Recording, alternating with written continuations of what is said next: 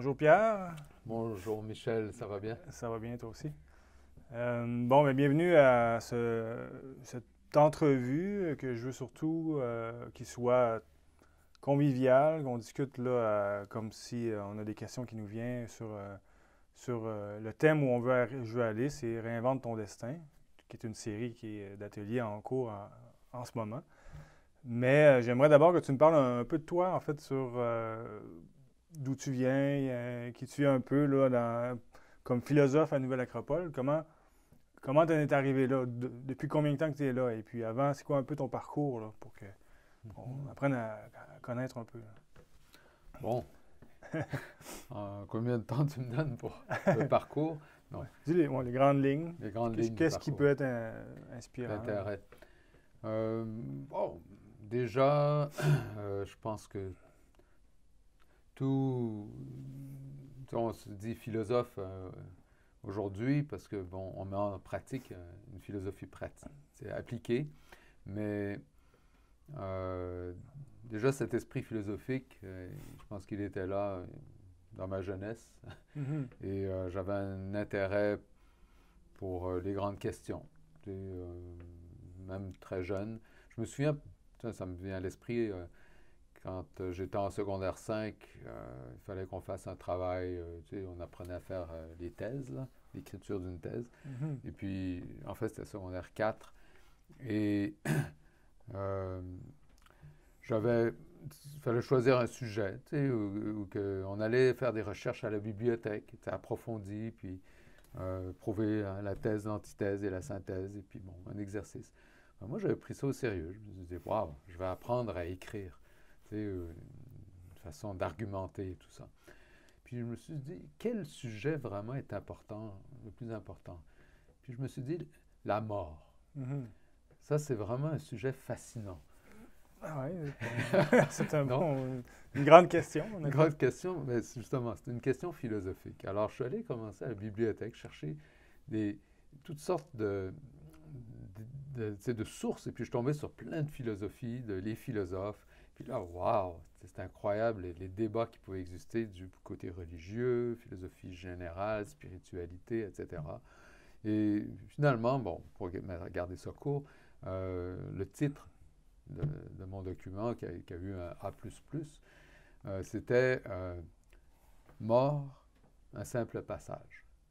Wow. La mort, un simple passage. Tu avais quel âge à ce moment-là? Ben, c'est ça, c'est... Voilà, je fais un calcul. On était en 78, donc Mhm. j'avais, voyons, 14 ans. Quand même, c'est Ouais, des grandes questions pour quelqu'un de 14 ans, c'est comme, ça. sur la profondeur. 76, 77 plutôt. OK. J'avais 14 ans quand je pensais ça. Mais c'était des questions. C'était, bon, déjà dans ma jeunesse, j'avais un intérêt pour tout, les mathématiques, etc. Même cette même année-là, je construisais un télescope Newton, là, 8 pouces de diamètre, le miroir. Puis pour faire ça, bien, il fallait qu'on le fasse. Ah, t'as fait le miroir La aussi avec friction la... avec Ouais, l'humain, là, nous-mêmes, j'ai c'était déjà des essayé, mais ça a été 80 long. heures de friction. Mais je faisais ça avec mon frère, donc on OK. s'encourageait l'un l'autre. Ouais, c'est du gros Et travail, ça. puis, tu sais, toutes les abrasifs jusqu'au plus fin, là, bon. Puis Ouais. après, la luminiser. Ça a marché, c'est un super beau télescope Newton.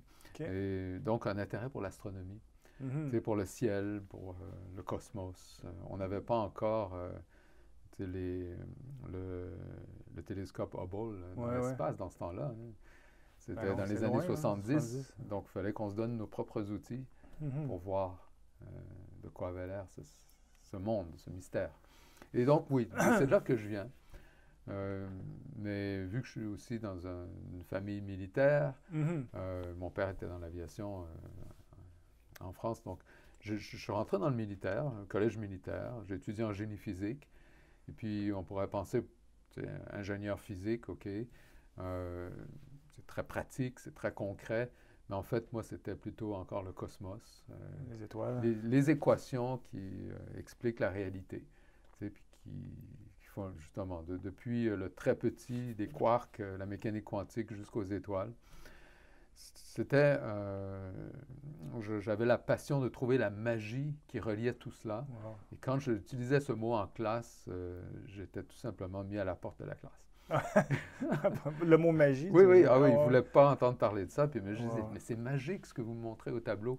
Les équations, c'est incroyable comment tout est relié. Il y a des lois dans l'univers. C'est- Bon, alors voilà, j'étais un passionné, un enthousiaste.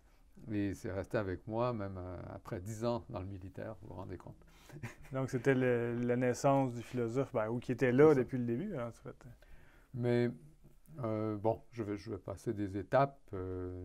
C'était aussi, pendant que j'étais aux études en génie physique, que je me suis intéressé à l'astrologie, Mhm. entre autres. Oui, oui.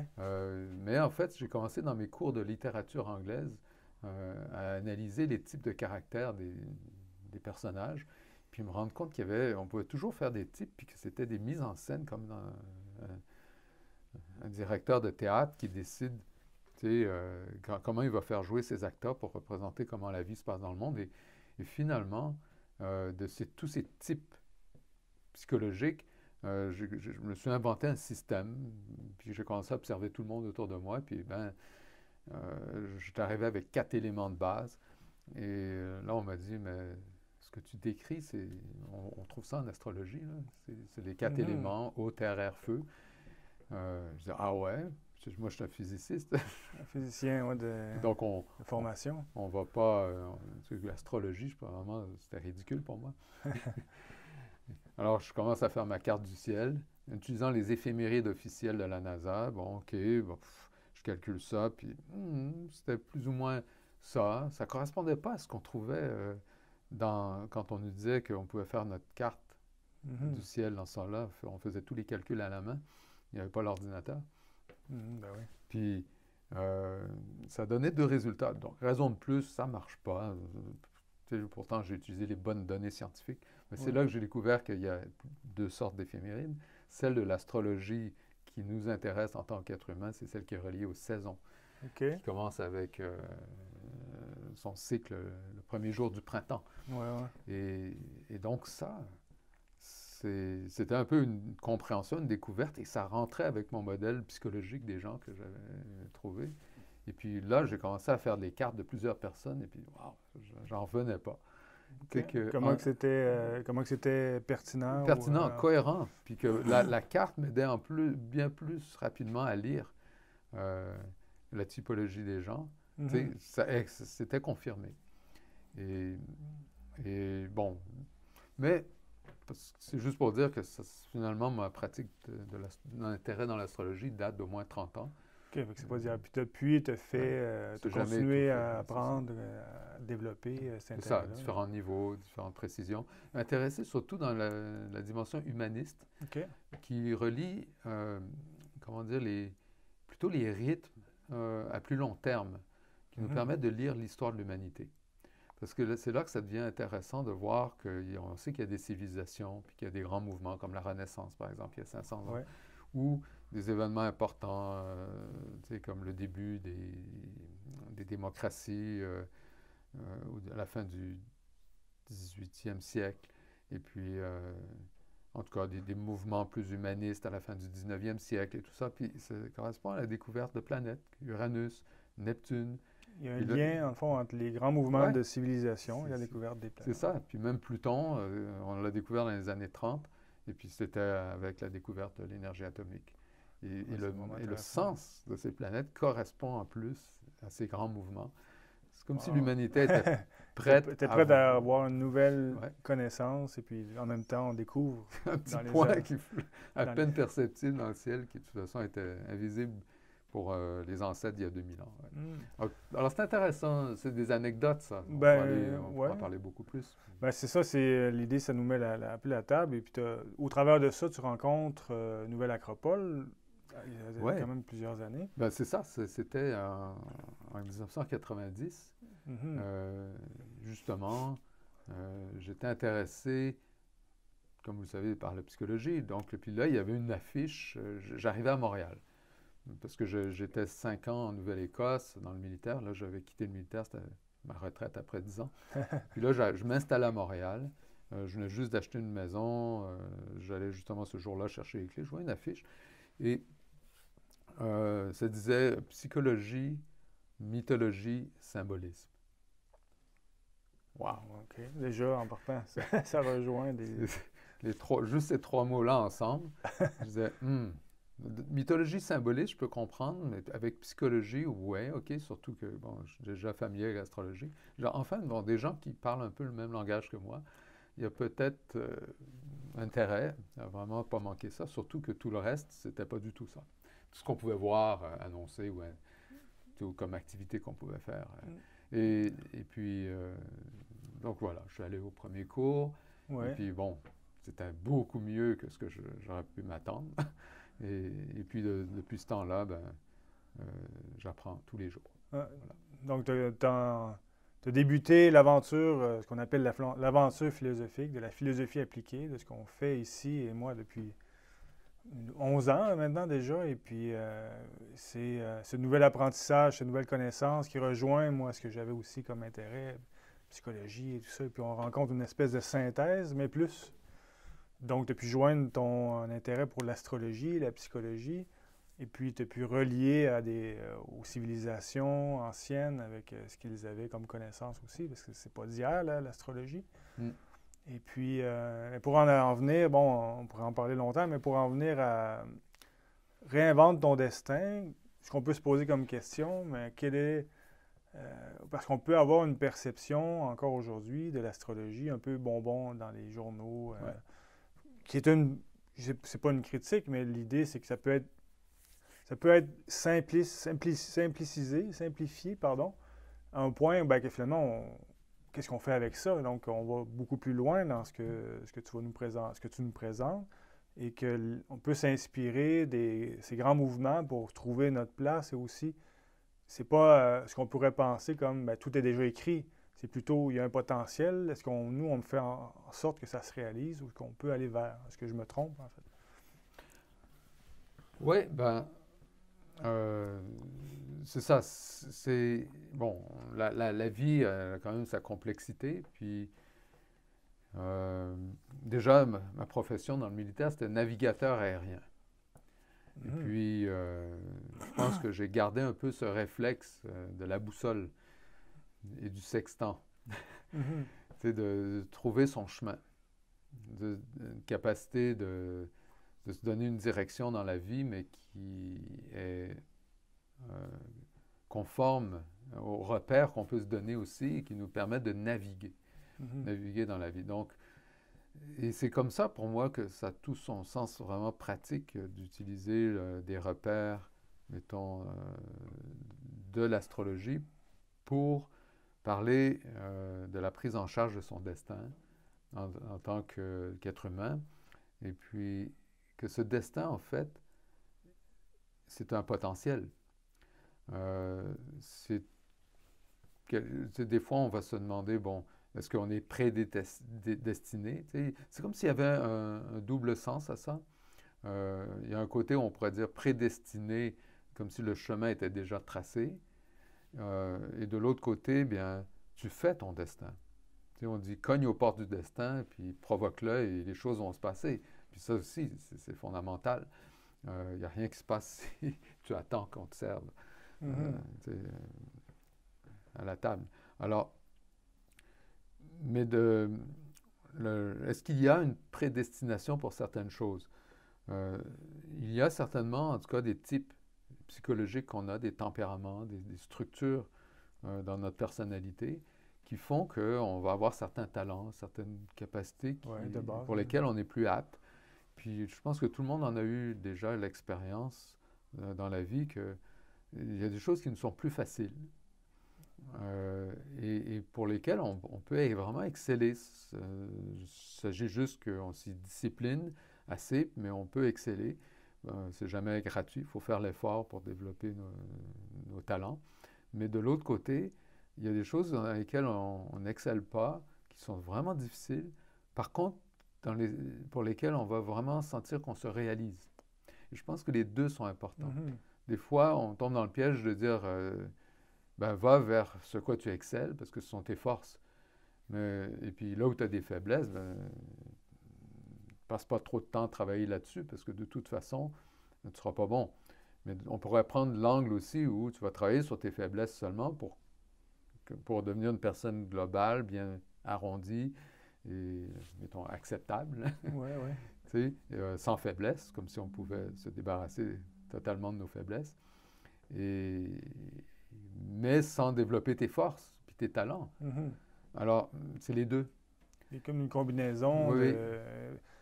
affirmer ou renforcer ou asseoir ce qui est déjà là, les forces qu'on a, comment je dirais, les intégrer ou on les intègre et puis c'est notre base. Et ensuite, pour développer autre Ouais. chose. Et Développer ça, dans une carte astrologique, on le voit par un axe qui s'appelle l'axe du dragon, OK.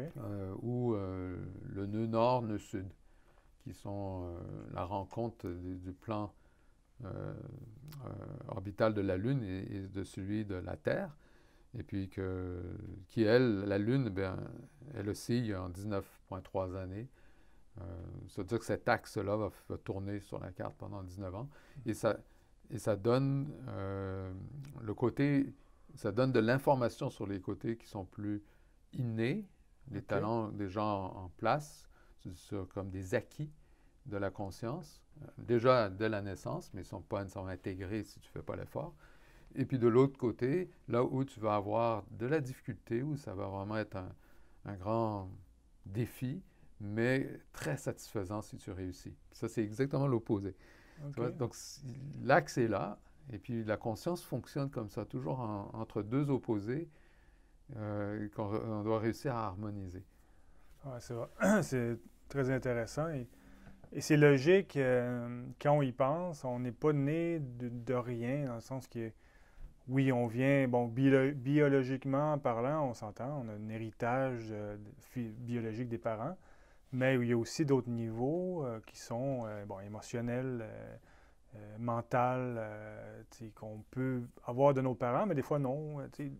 Des fois, ça n'a rien à voir, mais c'est d'autres plans qui peuvent être plus subtils, mais qui peuvent être influencés justement par ce qui est plus subtil, dont les axes ou des étoiles au loin, les étoiles, les constellations, plus les planètes de notre système solaire, parce que souvent on confond, ou plutôt on confond, on prend comme si c'était vraiment les étoiles, mais c'est plus le système en soi qui interagit en lui-même, comme une cellule. Ben, tout ce qui compose la cellule a une influence sur le tout. C'est un peu cette idée-là où la mitochondrie dans la cellule, ben, si elle ne fonctionne pas bien, il y a une influence sur tout le reste. Et puis, c'est un peu la même idée, en fait, en astrologie. Ben, on utilise en philosophie justement un mot, le macrobios, Ouais. qui est l'idée justement qu'à une échelle macro, une grande échelle, que la vie existe, mais que ce n'est pas obligé d'être une vie organique comme nous on a l'expérience, un corps fait d'eau et de carbone, mais plutôt que le système solaire lui-même serait comme un être vivant. Et que ce n'est pas juste des petits points de planétoïdes et de planètes là, qui tournent autour du Soleil comme des petits points minuscules. Ce n'est pas que ça. Ça serait l'aspect physique. Et comme un atome, par exemple, on sait que dans les atomes, c'est juste pour faire une analogie avec la chimie, la largeur d'un atome au niveau chimique, de son interaction avec les autres, il y a un certain diamètre. Mais si tu veux voir vraiment, si on pouvait toucher, ça c'est le diamètre qui est dû aux électrons. Donc, c'est son volume, mais par rapport au champ électronique. Mais si tu veux voir l'atome, sa masse, d'où elle vient, ben, c'est quelque part au centre, puis c'est 10 000 fois plus petit. Tellement petit que même, si l'atome, je le tenais dans ma main, on ne le verrait pas, le centre. Puis le poids, là. Mais c'est la même chose pour un système solaire, puis les planètes. C'est que les objets physiques eux-mêmes sont extrêmement miniatures, mais ils ont un champ autour d'eux, qui, comme tu le décrivais tout à l'heure, de vitalité, d'émotion, de mental.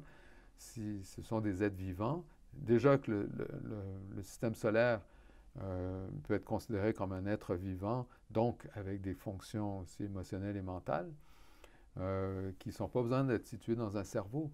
Ça s'aligne très bien avec les dernières découvertes, quand même, qui datent maintenant de 10 ans, mais, et d'un nouveau paradigme qui est post-matérialiste, Ouais.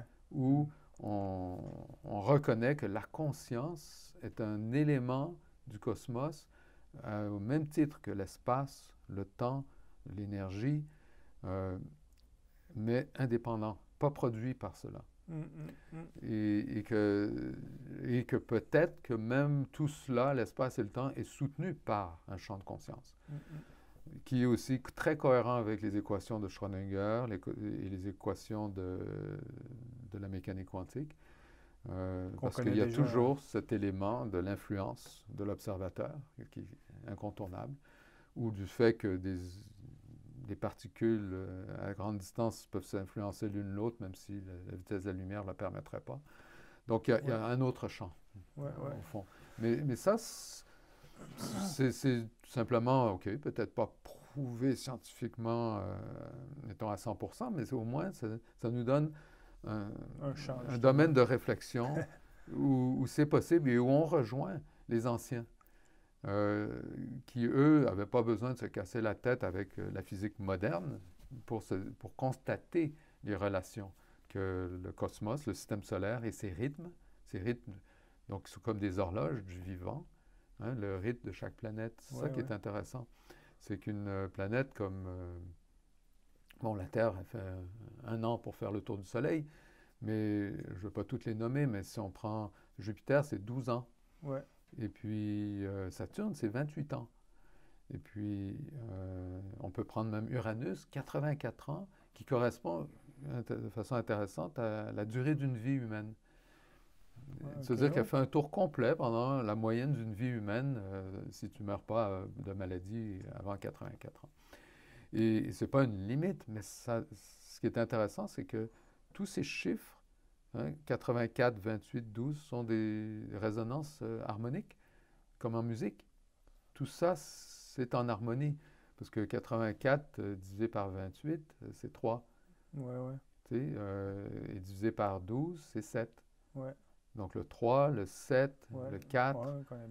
Et le 28 divisé par 4, ça donne 7 aussi. Puis, je ne trouvais pas curieux que tous les 7 ans, c'est facile de décrire le progrès de l'humain en termes, mettons d'abord, physique, biologique, en termes de maîtrise, hein, dans notre conscience de l'enfant. Jusqu'à 7 ans, tu maîtrises ta réalité physique. Jusqu'à même de façon rationnelle, on dit l'âge de raison à 7 ans. Mais après, de 7 à 14, c'est ta vitalité. Tu joues. 14 à 21, c'est ton émotion. Les transformations sont énormes au niveau émotionnel. Et les animaux n'ont pas ça, en passant, l'adolescence. Et puis après, 21 à 28, tu t'intègres dans la société comme une personne responsable, donc c'est plus le mental rationnel. Ce qu'on appelle la raison la capacité rationnelle de jouer ton rôle de citoyen responsable. T'organiser, avoir un revenu, gérer ton... C'est ça, ta stabilité. Stabiliser la vie. Et 28 ans, et là, c'est le temps que prend Saturne pour faire un tour, pour établir ça. Je fais ces parallèles parce qu'ils sont puissants. Ils sont des modes... Et vous voyez comment après, si on va plus dans le détail, on peut faire des lectures. Et ça, on le voit dans nos études comparées des philosophies d'Orient et d'Occident, où ces connaissances-là ne sont pas d'hier et c'était connu de l'Égypte ancienne, en passant par les Mayas, exactement. se reliait à ces idées de cycle. Sur des milliers d'années, des fois, on pense aux Mayas qui avaient leur calendrier sur des milliers d'années. Tout à fait valide. Donc, ça nous ouvre un mystère. Il y avait, je pense, c'est Elena Petrovna Blavatsky qui disait que les mystères sont ceux de la perception, je pense.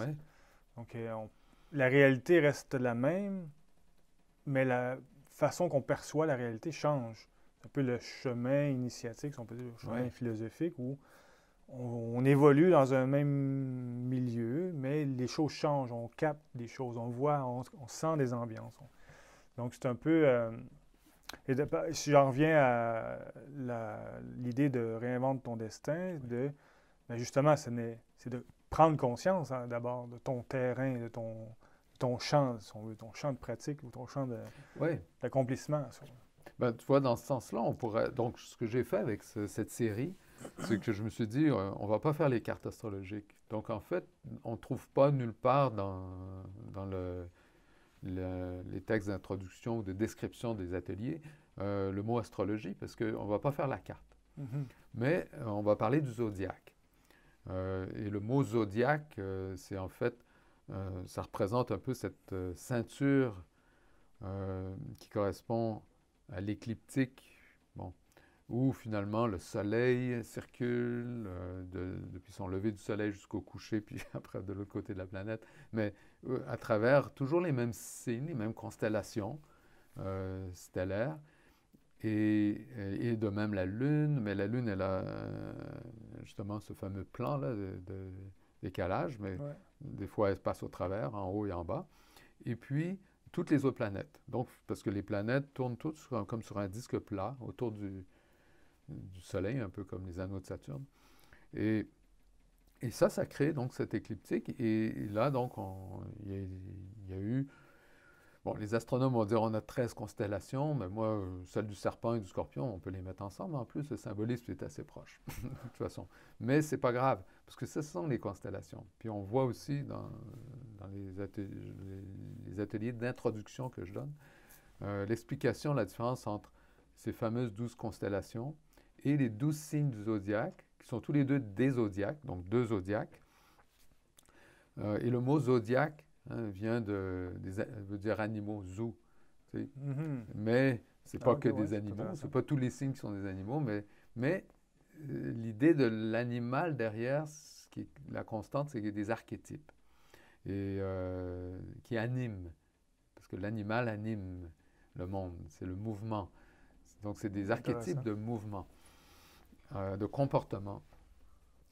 Et donc cette roue nous donne le terrain dont tu parles. Tu vois, c'est pour revenir à ce fameux terrain. Et on l'expérimente tous. On est né à différents moments de l'année. Oui, ça veut dire que si je suis né en novembre, avant le 21 novembre, ben, j'ai de bonnes chances d'être scorpion parce que le soleil se trouvait dans le signe du scorpion, qui est le zodiaque, comment dire, on l'appelle tropique, ça veut dire qui correspond à un zodiaque saisonnier, qui commence au moment de l'équinoxe de printemps et il va parcourir donc 12, c'est comme 12 divisions égales de 30 degrés. Et ça, chaque signe va avoir la même séparation comme ça. Et parce que c'est en fait un rythme comme une onde que tu peux diviser, tu sais, une onde qui peut être une onde pour faire le tour, ou diviser en deux, ou en trois, ou en quatre, comme des ondes de musique, comme une corde qu'on fera aussi à différentes fréquences. Alors, et donc, on va jusqu'à 12, parce que c'est comme 12 pas et 12 phases qui ont leurs énergies particulières. Et ça, c'est intéressant parce que les cultures, toutes les civilisations sont arrivées à ces mêmes divisions-là. Ouais. Et à peu près aux mêmes explications de qu'est-ce que ces énergies veulent dire. Ça, c'est fascinant parce Ouais. que c'est vrai que dans plusieurs traditions, les signes sont sensiblement les mêmes, en Ouais. fait. Comme tu le dis, la définition, leur énergie sont les mêmes. Et puis, on peut s'y relier, je trouvais, là, on est au printemps, équinoxe de printemps. Ouais. Bien que physiquement, le soleil est placé, tu sais, l'équinoxe de printemps et d'automne, par exemple, c'est placé pareil, mais l'énergie, on peut facilement s'en rendre compte par nous-mêmes que c'est totalement différent au niveau physique. Donc, à d'autres niveaux, c'est la même chose à tous les moments de l'année où cette énergie change. Oui. Et puis, il y en a même qui vont dire, ah ouais, mais l'hémisphère sud, c'est l'opposé. La dynamique, elle est même confirmée et complémentaire. Ça veut dire que pendant qu'on a l'équinoxe de printemps ici, l'équinoxe d'automne se passe en même temps de l'autre côté. Et de toute façon, équinoxe, c'est une énergie intense, de tension intense. C'est un peu comme si un pendule se balance, puis l'équinoxe, c'est au moment où le pendule est à son plus grande vitesse, au milieu. Puis le solstice, c'est quand la boule s'arrête du pendule. De l'autre côté, là, il y a un arrêt temporaire. Puis là, ça repart. Puis même la position du soleil, si on le voit dans le ciel, ça forme un 8. Puis ça oscille de haut en bas comme ça. Bon, évidemment, en hiver, c'est en bas. Donc, il est plus bas sur l'horizon. Mais c'est que pour l'hémisphère sud, c'est l'opposé.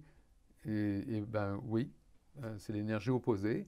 Et même si on dit, ah ouais, mais par exemple, le 21 mars qu'on vient de passer, Ben pour eux, c'est le début de l'automne. Eh bien, c'est une énergie d'automne. On ne va pas dire, ah ouais, mais c'est le bélier, donc ça devrait être l'énergie du printemps. Ouais, ouais. Non, c'est l'axe bélier-balance qu'il faut le prendre ensemble. Et puis, pour eux, ben, même si c'est le 21 mars, le calendrier civil mondial, Ouais. pour l'énergie, c'est la balance qui commence dans l'hémisphère Mhm. sud. Puis donc, c'est pas contradictoire, c'est tout à fait fonctionnel. Ouais, ouais. Puis par rapport à, justement, prendre ses Ça, c'est bases, le terrain. ouais, c'est ça, le terrain. Et puis, on vit toutes les facettes des signes Ouais. à tout moment. Comme tu le dis, on le vit déjà par les saisons. Et puis, mais c'est le terrain, et ce terrain, il est déjà énergétique, on en parle dans ce sens, une capacité de sentir les différentes énergies selon les saisons, mais aussi émotionnel, puis même mental. Euh, et, euh, et puis, il peut y avoir, pour différentes personnes, plus grande force, une plus grande présence sur certains angles de ce mental. De la même manière que vous faites un test, tu fais un test psychométrique, mettons, basé sur Carl Jung, là, Ouais, le- quatre, quatre types de personnalités. Là. c'est ça, ben, c'est les 4 tempéraments, Ouais. mais qui étaient connus, hein, des anciens euh, en médecine en ancienne Grèce. Ouais, ouais. 600 ans avant Jésus-Christ, puis bien avant, même 1000 ans avant Jésus-Christ. Bon, mais lui, il a confirmé que ça existe bien, puis on peut même aller jusqu'à 8 puis 16, tu sais, dans les divisions des polarités, toujours Ouais. basé sur... La vie est basée sur des polarités. Alors, et c'est intéressant parce que ça, c'est très cohérent avec la vision orientale, chinoise du I Ching, ou encore là, c'est 2, 4, 8, 16, jusqu'à 64, tu sais, les nombres de symboles qui Ouais, définissent nos ouais. I Ching. OK. Tout est là, tout est basé sur des polarités et puis les différentes énergies qui correspondent. Donc, on est familier déjà avec ça, sauf que ce qui est particulier, c'est que si mettons qu'on vit on va utiliser le mot crise, donc qui implique des remises en question ou des épreuves, des difficultés. Comme on vit un peu aujourd'hui, je fais une parenthèse, mais Ouais.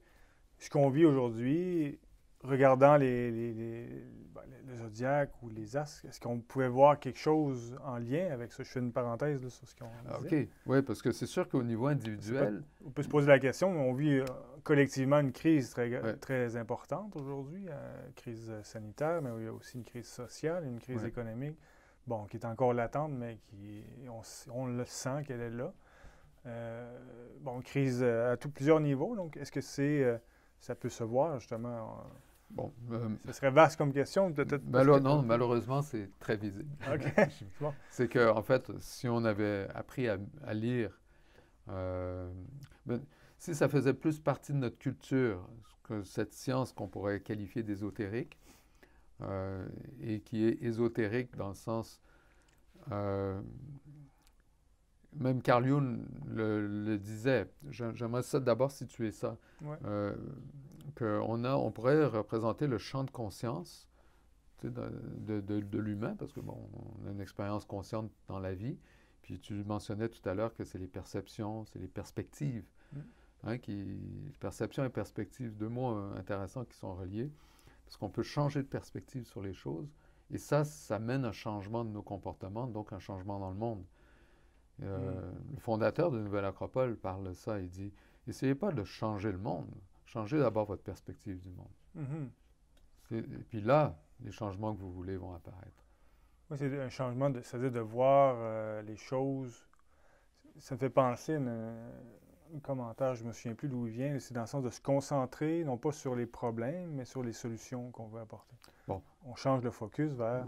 Par exemple. Puis quand tu penses aux solutions, ben, tu as encore les problèmes à résoudre, mais ils deviennent beaucoup plus petits parce que de toute façon, en mode solution, on mobilise une énergie créative. Ouais. Alors qu'en mode problème, c'est plus une énergie on colle de à la compensation. Si on veut. On colle, exactement. Et ça, c'est une dynamique où notre culture notre éducation, puis ça fait un bond depuis les années 70, là, depuis qu'il n'y a plus le cours classique et tout ça, donc finalement, c'est presque tout le monde qui est pris là-dedans. On nous a appris à réfléchir d'une façon réactive à tout. Même que la philosophie enseignée généralement à l'école, ça va être, tu regardes le curriculum, c'est sens critique. Ah oui, c'est bon de développer le sens critique. Je suis tout à fait d'accord, il faut avoir du discernement, mais c'est traduit par la critique. Oui, c'est ça. C'est plus le sens critique, c'est par exemple comment on expose les différentes religions ou philosophies, encore dans les cours à l'école qui sont les cours d'histoire et tout ça, d'humanité, puis ben, on va comparer. Ah oui, tel philosophe, et puis lui, selon vous, est-ce que c'est cohérent, est-ce que c'est encore applicable par rapport à nous, notre perspective actuelle? Plutôt que de se mettre à la place du penseur, puis de commencer à penser comme il pensait, puis d'essayer d'avoir sa perspective du monde. Non, on va toujours rester à l'extérieur, comme sur la clôture, là, et puis on va juger. Et bon, pas bon, je comprends pas. Si je comprends pas, c'est sûrement pas bon. C'est ça, on est tombé dans un développement de l'esprit critique, mais de critiquer ce que je pense pas comme moi.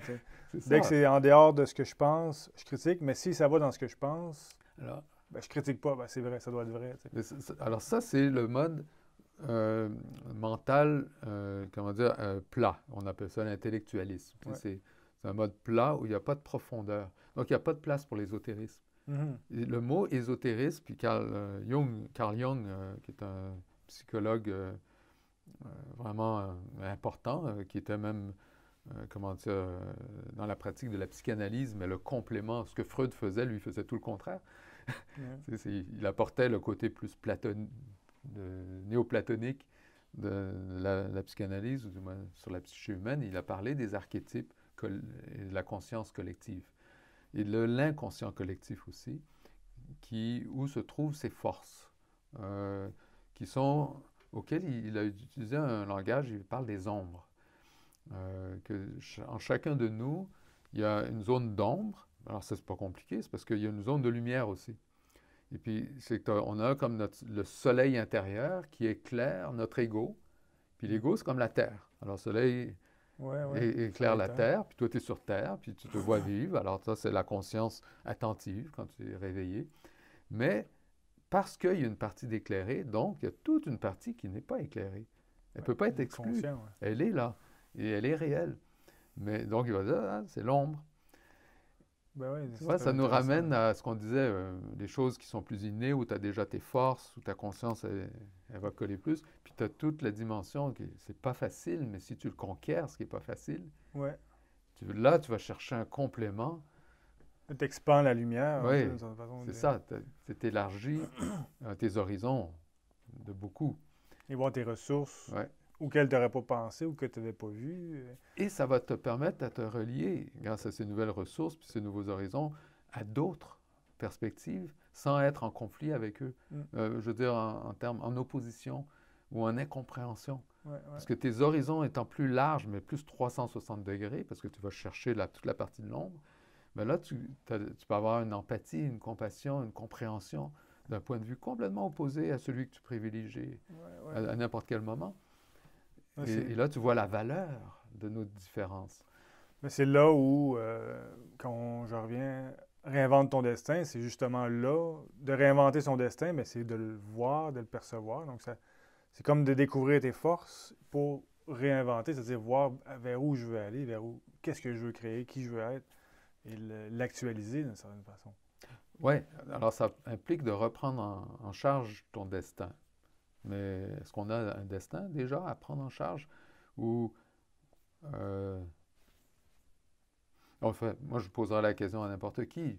Est-ce que on n'a pas des rêves déjà? Est-ce qu'on avance dans la vie sans rêve? Alors ça c'est intéressant parce qu'en fait, beaucoup vont répondre oui de nos jours. Et même peut-être avec, je reviendrai sur la question de la crise collective tout à l'heure. Mais au niveau, même justement, depuis 1 an qu'on est confiné, il y a plusieurs entreprises qui ont été affectées au point où ils sont sur l'arrêt et incapables de planifier l'avenir s'ils ne se sont pas redéfinis pour une relance différente, autre, ou voir un avantage dans cette situation pour se repolariser, se réinventer, ben, je parle de l'entreprise, parce que c'est pour la société, on en dépend, mais même les individus, les employés, de toute façon, une entreprise, que ce soit une organisation ou un centre d'affaires, ou même une organisation humaine, à but non lucratif ou à but lucratif, peu importe, ce sont des regroupements sociaux faits d'individus. Et puis, n'importe quelle réinvention va partir de l'individu, qui a réussi à changer de perspective. Exact. C'est pas le système, c'est vraiment l'humain qui change. C'est ça. Mais beaucoup, malheureusement, sont en état de paralysie. Pourquoi? Ah, parce que on ne sait pas, là, on espère, on attend que ça revienne à la normale. Mais là, on repousse, on ne sait pas, on espère que la normale, ça va être finalement dans 6 mois, mais on m'avait dit que c'était il y a 6 mois, ça aurait dû être la normale, je ne comprends plus, puis je suis encore plus paralysé. Ben, cet état-là, il n'y aura pas de place pour une profondeur ou rencontrer ses forces. Ou d'accepter la situation comme elle est. C'est ça. Et vivre avec, naviguer. Là, c'est la soumission. Là. Et là, on perd la conscience humaine dans cet état-là. Alors, moi, je lance un défi à tout le monde, où justement, collectivement, on est appelé à se remettre en question. Parlons un peu de cet aspect collectif, comment on aurait pu le voir venir. Il y a plusieurs échelles de temps. C'est ça qui est beau, c'est qu'il faut voir les cycles.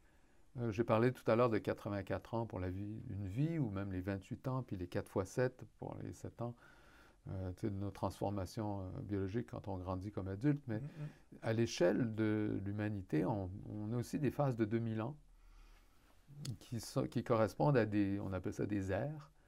Et puis, vous avez dû entendre parler des fois de l'ère du Verseau. Mais en fait, on n'est pas encore tout à fait dans l'ère du Verseau. On est à la porte, on a des effluves, on le sent, on sent qu'il y a une dynamique mondiale quand même qui est spéciale. Je veux dire, qui change. Dans l'histoire de l'humanité, mettons des 8000 dernières années, c'est quand même unique qu'on soit 8 milliards de personnes sur la Terre. C'est comme un grand rendez-vous. Pourquoi, au juste? Bon. Mais on est à la fin de l'ère du Poisson. Puis c'est une ère de 2160 ans qui est justement un 12e, un signe d'un cycle de à peu près 26 000 ans. Et qui correspond à la rotation de la Terre, puis l'axe d'inclinaison de la Terre. Ben, comme une toupie, en 26 000 ans, c'est la précession des équinoxes. C'est la précession des équinoxes, entre autres. Puis c'est justement cet équinoxe qui se trouve toujours maintenant dans la constellation du Poisson et qui sera dans la constellation du Verseau dans quand même 100 ans. Mais on y est proche, on est à la bordure. Comme un cycle est fini, mais il y a toujours un croisement au début et à la fin d'un cycle. Mais la fin du cycle du Poisson, la signification du Poisson, puis ça, je l'ai développé dans le dernier atelier, qui était justement le 7 mars. On l'a fait. Le sens du Poisson, c'est la force de la dissolution. Et puis c'est intéressant parce que c'est relié aussi à l'axe de la Vierge. Donc, Poisson Vierge, parce que là encore, il faut toujours parler un peu des deux. Et puis cette Vierge-là, c'est aussi un signe juste avant l'automne, juste avant l'équinoxe d'automne. Puis lui, Poisson, c'est juste avant l'équinoxe de printemps. Donc, on sait qu'est-ce qui se passe à ce moment-là. Même en automne, les choses se dissolvent, mais c'est une purification, c'est un allègement. Ce qui peut utiliser doit être dissous. Faire de la place, puis ça va être après place à l'hiver aussi, au repos nécessaire. Mais pour le Poisson, c'est l'eau qui dissout, mais qui peut être compris comme la graine qui va éclater dans la terre pour que la pousse du Bélier, le signe qui suit, sorte finalement. Comme qui fonce. C'est ça. Mais il a fallu donc mourir. Donc dissoudre la graine, la coquille ou l'œuf, la coquille d'œuf qui craque pour que le poussin sorte. Des fois, il n'y a rien qui sort, c'est un avortement, c'est un jaune d'œuf pourri. Mais d'autres fois, c'est vraiment un poussin. La vie, une Mais nouvelle il ne vie peut pas rester dans son œuf. Et c'est vraiment ça le symbole de la fin du poisson. Et on est dans une phase comme ça. Donc, Mm. en tant qu'humanité, il y a des processus de, de fin, de formes qui ne servent plus, qui nous ont servi dans une phase de gestation, tu sais, Ouais. par rapport à quelque chose de nouveau qui attend. Tu sais, Mhm. de quelque chose de nouveau qui attend de naître. C'est comme donc une renaissance, mais qui doit passer par une rénovation, une réinvention, réinvente-toi, Ouais. qui se fait dans un esprit, bon, que je vais parler après, mais plus de verso, mais de rénovation vraiment, et qui va permettre la renaissance en bélier. Et puis, là, ça se trouve être un peu le thème en ce moment. Neptune est en poisson. Et puis, l'ère du poisson, on est à la fin. Donc, Ouais. ça, c'est lourd. Et là, il y a toutes des grosses planètes qui arrivent là en poisson. Mais juste avant, 2020, Ouais. qu'est-ce qui se passait? Parce que c'est une année particulière, charnière. Ça se passait en Capricorne et en Verseau. Puis bon, ça, c'est des mouvements plus rapides, là. C'est pas 2000 ans. On est dans des cycles qui sont plutôt des cycles, on va dire, de 50 ans. Là, ouais, c'est ça. Qu'est-ce que Capricorne et Verseau? Oui, ben, dans ces signes-là, il se trouve des planètes en OK, transit, OK. en déplacement, OK. mais qui ont un pattern, une configuration qu'on retrouvait déjà dans les années 68, 70, Oui, 65 à 70. où il y a des gros mouvements aussi C'est ça, de société. Hein. ouais. Et qui, bon, les choses non résolues, nous reviennent sur Mhm. tu sais, et qu'on doit y faire face de nouveau. Puis ça, c'est régulier. Il y a aussi un pattern qui se trouvait justement à la fin de la Première Guerre mondiale. Un autre pattern très fort qui est très, là, qui est une signature entre Uranus et Saturne, qu'on retrouve beaucoup plus rarement, mais qui était là 1928 à 1935. OK, Donc la crise. la crise économique. Vraiment, 1929, le pattern 1929 et puis 2020, c'est le même pour OK. Saturne-Uranus. Ah, Il est dans les intéressant. mêmes signes, puis dans le même angle. Et donc, encore, chose non résolue de cette époque, une fragilité, je dirais, Intéressant. comme si c'était une perte de confiance collective les uns des autres. Qui s'est passé dans les années Ouais, 29, et première qui, crise. on vit encore. C'est un angle où Ouais. ça vient avec une perte de confiance, mais pas parce que on est influencé par les astres. Ouais. C'est parce que dans ce rythme, un peu comme c'est pas Une juste des saisons d'un an, respiration. Ouais. mais là, c'est des saisons selon chaque cycle, chaque combinaison planétaire donne ses périodes de musique. Et pourquoi on est dans la suspicion de l'un de l'autre, la perte de confiance, le distanciation, c'est le mot qui va représenter Ouais, le qui mieux ça. revient beaucoup. Et puis confine-toi parce que je te fais péter. On fait pas confiance, ouais, c'est ça. Et puis, ah oui, mais c'est pour l'intérêt. Bon, en tout cas, on ne va pas partir sur des critiques ici. Ben, Mais le point, c'est ça, c'est que dans les astres, on voit des similarités. des similarités, mais parce qu'on n'a pas. C'est l'appel à développer une vertu. Mhm. C'est l'opportunité de développer une vertu dans cette phase-là. Il y a une leçon. Quelque chose qui revient, Oui. qu'on peut voir, ben, la forme est différente, mais l'énergie est la même. C'est ça.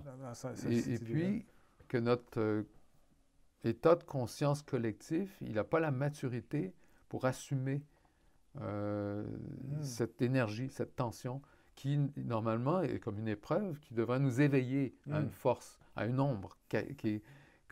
Alors, mettons qu'on l'appliquerait comme une expérience individuelle, parce que ça peut que être résolu par des individus. Ouais, que tout le monde. Autant. Ouais.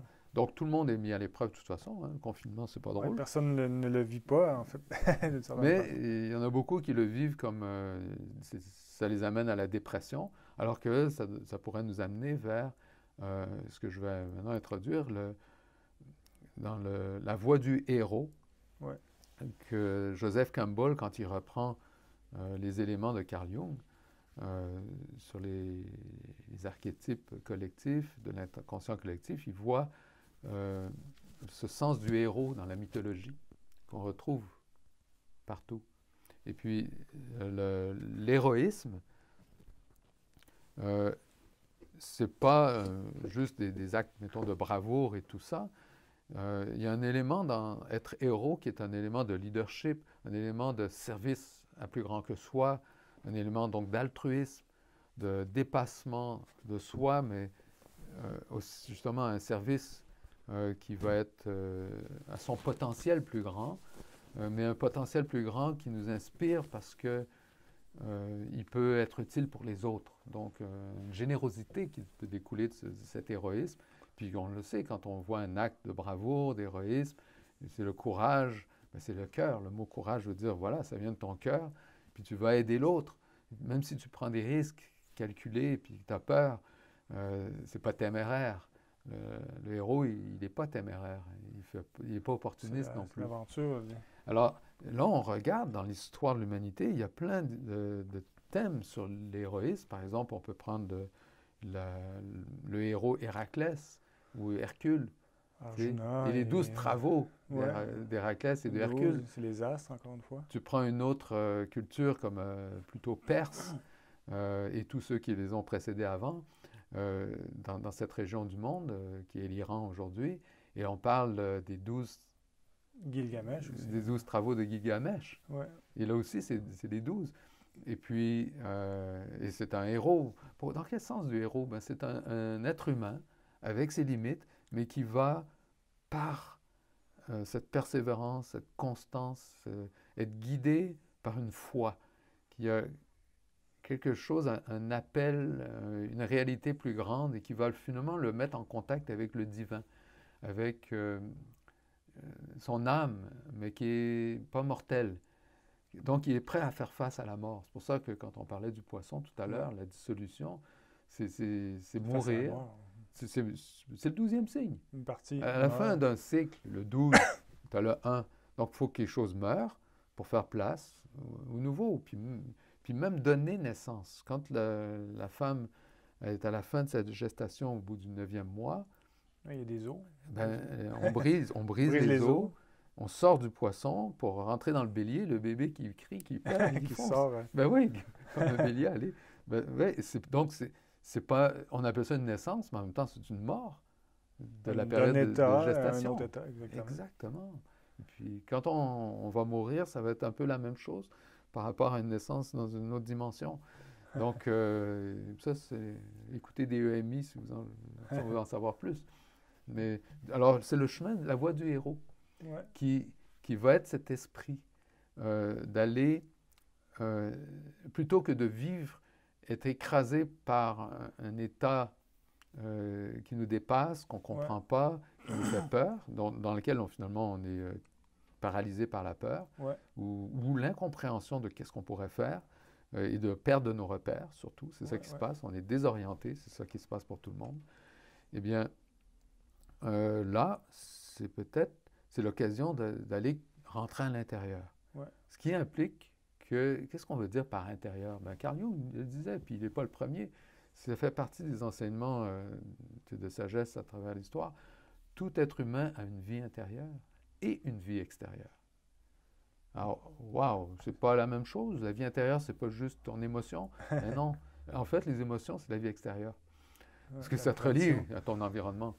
Mais non, la vie intérieure, c'est un peu cet observateur intérieur silencieux, mais qui lui aussi peut se développer, être aussi riche et articulé et organisé que le monde extérieur dans lequel on vit, mais qui n'est pas, mettons, une égalité. C'est un complément de l'autre. C'est-à-dire que c'est ça. Donc, on a la possibilité, si tu as une vie intérieure, justement de rencontrer la dimension de l'ombre, qui n'est pas éclairée par l'ego. Le soleil qui éclaire l'ego, mais qui est plutôt l'envers. Et comme l'envers, par exemple, d'un tapis qui a des belles structures géométriques, mais tu regardes des fois l'envers, puis c'est pas nécessairement la même structure. Non, pour que les fils créent. C'est un inverse, mais avec un autre pattern. Ouais, ouais. Donc c'est pas une copie-collée. Le monde, la vie intérieure n'est pas le copier-coller de l'extérieur. Ouais. Ouais, c'est bien intéressant. C'est ça. Ben, écoute, on pourrait en parler encore longtemps. Je Ben pense oui. qu'on a beaucoup de... Et je pense qu'on refera une autre interview comme ça. Fait que je vais te remercier d'avoir accepté mon invitation. Et puis, C'est un plaisir, Michel. il y aura l'occasion de t'écouter encore plus dans la série Réinvente ton destin. On peut en parler en même temps. Et puis, elle sera publiée avec cette entrevue et le podcast qui sera fait. Et puis, donc, on peut s'inscrire et puis écouter les anciens épisodes. Très bien. Merci beaucoup. Merci à toi, Michel. À bientôt.